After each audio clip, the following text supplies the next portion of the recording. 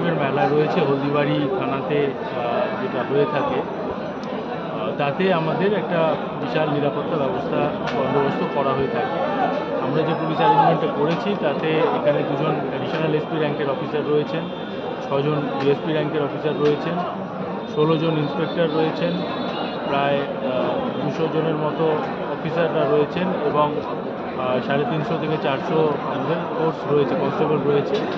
এটা ছাড়া সিভিক ভলেন্টিয়ারও রয়েছে প্রায় 300-র মতো। এছাড়া আমাদের বিভিন্ন জায়গায় নিরাপত্তার স্বার্থে পুরোটা আমাদের সিসিটিভি কভারেজের মধ্যে রয়েছে। সেই সিসিটিভি ফুটেজ আমরা দেখছি এবং যাতে এখানে সুন্দরভাবে মানুষজন ঘুরতে পারে তার জন্য আমরা গাড়ি ঘোড়া এখানে ভিতরে ঢোকানো বন্ধ করেছি। তার জন্য আমাদের বিভিন্ন জায়গায় ড্রপ গেট করা হয়েছে।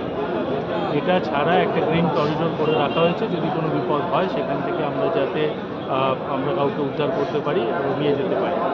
এর সাথে সাথেই জেলা পুলিশের তরফ থেকে আমাদের ফায়ার ব্রিগেড, অ্যাম্বুলেন্স ইত্যাদির সাথেও যোগাযোগ রাখা হয়েছে এবং এখানে একটি কন্ট্রোল রুম যেটা করা হয়েছে সেখান থেকে রাত দিন পরিষেবা দেওয়া হবে।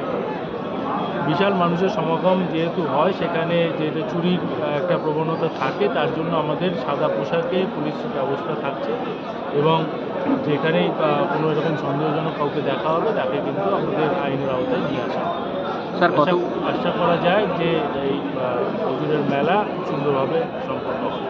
মাধ্যমিকের জন্য এখানে যেটা বলা হয়েছে কমিটির সাথে আগেই করা হয়েছে যাতে মাইক না বাজানো হয় এবং যারা আমাদের ট্রাফিক বন্দোবস্ত জোরদার থাকছে যাতে কোনো মাধ্যমিক পরীক্ষার্থীর এই এলাকা থেকে যেতে বা আসতে অসুবিধা না হয়।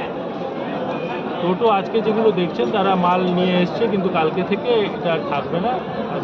কালকে থেকে এগুলো বন্ধ করে দেওয়া হবে, ভিতরে টোটো বা এসব চলাচল করা যাবে।